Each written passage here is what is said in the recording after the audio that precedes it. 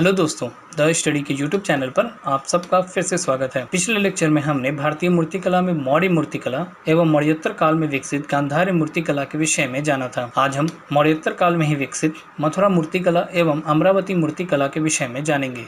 तो चलिए ज्यादा देर न करते हुए शुरू करते हैं आज के टॉपिक से। सबसे पहले हम बात करेंगे मथुरा मूर्तिकला के विषय में। मथुरा मूर्तिकला शैली का प्रारंभ संभवतः ईसा पूर्व प्रथम शताब्दी के अंत में एवं तीसरी शताब्दी के बीच में हुआ था। स्थानीय श्वेत चित्तीदार बलुआ पत्थर पर शताब्दियों तक कार्य करते हुए इस शैली ने ऐसी कृतियों का उत्पादन किया जो दूर दूर तक ले जाई गईं एवं जिनका बाद की मूर्तियों पर भी काफी प्रभाव पड़ा। मौर्योत्तर काल में विकसित इस शैली का जन्म विभिन्न देसी परंपराओं के सम्मिश्रण से हुआ है। इस पर कोई बाह्य संस्कृति का प्रभाव नहीं था। यक्ष यक्षिणियां, पशु पक्षी के साथ कुबेर की पूजा, वृक्ष एवं पुष्प, सेवक, बुद्ध एवं बोधिसत्वों की मूर्तियों से इस बात को समझा जा सकता है। आइए इस शैली की प्रमुख विशेषताओं के बारे में भी जान लेते हैं। मथुरा शैली का संबंध बौद्ध, जैन एवं ब्राह्मण तीनों धर्मों से है। इस शैली के प्रमुख केंद्र मथुरा, तक्षशिला, सोंख, अहिच्छत्र, श्रावस्ती, वाराणसी, कौशाम्बी, कंकाली टीला आदि रहे हैं। कंकाली टीला मुख्य रूप से जैन मूर्तियों के लिए प्रसिद्ध है।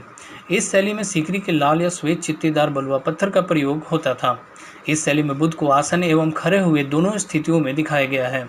साथ ही बुद्ध प्रायः वस्त्रहीन, बालविहीन, मूंछविहीन, अलंकार रहित किंतु प्रभामंडल से युक्त दर्शाए गए हैं। इसके अलावा बुद्ध को कई विभिन्न मुद्राओं जैसे वरद हस्त मुद्रा, अभय मुद्रा, धर्म चक्र मुद्रा, भूमि स्पर्श मुद्रा आदि में दर्शाया गया है। बौद्ध धर्म के अलावा मथुरा शैली के अंतर्गत जैन धर्म से संबंधित मूर्तियों को एक चौकोर प्रस्तर पट्टिका पर बनाया गया है, जिसे आयाक पट कहते हैं। कंकाली टीला से कई आयाक पट मूर्तियां मिली हैं, जिनमें तीर्थंकरों का चित्रण है। सभी तीर्थंकर प्रतिमाएं अजान बाहु हैं। इसमें उनकी खुली छाती, छाती पर एक त्रिभुज और उस त्रिभुज में कमल का फूल अंकित है। इसे श्रीवत्स चिन्ह कहते हैं। साथ ही ब्राह्मण धर्म से संबंधित सूर्य प्रतिमा, चतुर्भुज विष्णु प्रतिमा, संकर्षण मूर्ति, मोरालेख आदि मूर्तियों का निर्माण किया गया है। मथुरा मूर्तिकला शैली में मूर्तियों में गहरा सामाजिक सरोकार भी दिखने को मिलता है। इसमें नग्नता, श्रृंगार, नृत्य, संगीत, मद्यपान आदि भावों के साथ साथ प्रतीकों का बड़ी ही ईमानदारी से चित्रण किया गया है। जैसे हिंदू देवताओं का प्रदर्शन उनके अस्त्र शस्त्रों का उपयोग करके किया गया है, इसी प्रकार बुद्ध के सिर के चारों ओर का प्रभामंडल गांधार शैली की तुलना में बड़ा है और ज्यामितीय पैटर्न पर भी अलंकृत है। बुद्ध को दो बोधिसत्वों कमल पकड़े पद्म पानी और वज्र पकड़े वज्र पानी से घिरा हुआ दिखाया गया है। इस तरह हमने मथुरा मूर्ति कला के विषय में जाना। आइए अब इसका थोड़ा और सूक्ष्म अवलोकन कर लेते हैं। अक्सर यह सवाल उठता है कि पहली बुद्ध मूर्ति मथुरा में बनी या गांधार में। आइए देखते हैं कि मथुरा मूर्तिकला गांधार शैली से किस प्रकार अलग थी। सबसे पहले मथुरा ईसा पूर्व पहली शताब्दी में धार्मिक गतिविधियों का केंद्र बना, जहां ब्राह्मण, जैन एवं बौद्ध धर्म का प्रभाव पड़ा, जबकि गांधार में धार्मिक गतिविधियों का वैसा कोई प्रमाण नहीं मिलता है। अतः संभव है कि पहली बुद्ध मूर्ति मथुरा में ही बनी होगी। दूसरी बात यह है कि कनिष्क के समय चतुर्थ बौद्ध संगीति में महायान संप्रदाय का उदय हुआ, जिसमें बुद्ध को मानव के रूप में पूजा जाने लगा, और मथुरा में मूर्ति निर्माण की परंपरा ब्राह्मण एवं जैन धर्म में पहले से ही विद्यमान थी। साथ ही मथुरा से कुछ ऐसी बोधिसत्व की प्रतिमाएं मिली हैं जिन पर कनिष्क संवत की प्रारंभिक तिथियों में लेख खुदे हैं, जबकि गांधार कला की मूर्तियों पर ऐसा कुछ भी नहीं है।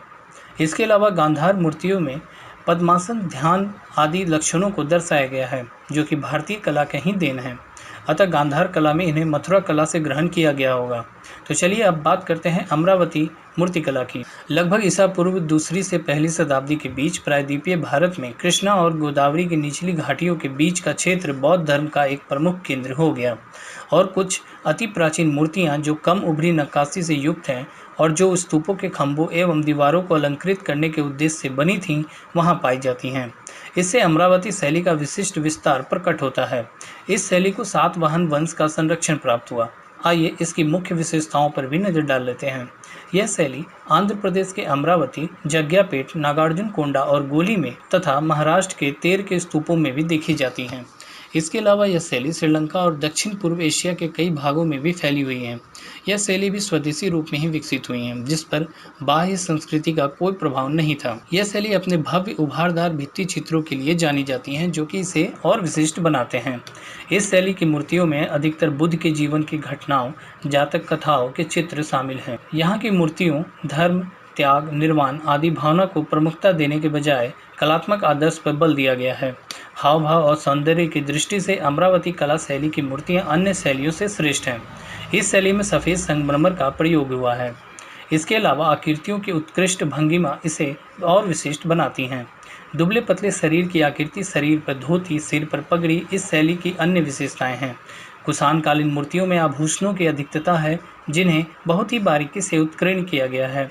अमरावती कला के माध्यम से भारतीय कला पहली बार मनुष्य की शारीरिक और भावनात्मक आवश्यकता के निकट आई और उसने धर्म की बजाय मनुष्य प्रधान बनने का प्रयास किया।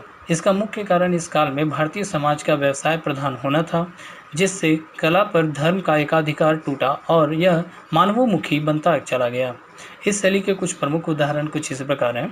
बुद्ध द्वारा उन पर छोड़े गए पागल हाथी, नीलगिरी को शांत करने का दृश्य, राजकुमार राहुल का अपने पिता बुद्ध के सामने प्रस्तुत होने का दृश्य आदि। तो इस तरह हमने अमरावती मूर्ति कला के विषय में जाना। नेक्स्ट लेक्चर में हम बुद्ध की मूर्तियों की विभिन्न मुद्राओं के साथ साथ गुप्त मूर्ति कला के विषय में भी जानेंगे। तब तक हमारे साथ बने रहिए। हिस्ट्री से जुड़े और अन्य अधिक अपडेट्स के लिए हमारे चैनल को लाइक और सब्सक्राइब जरूर करें। Thank you.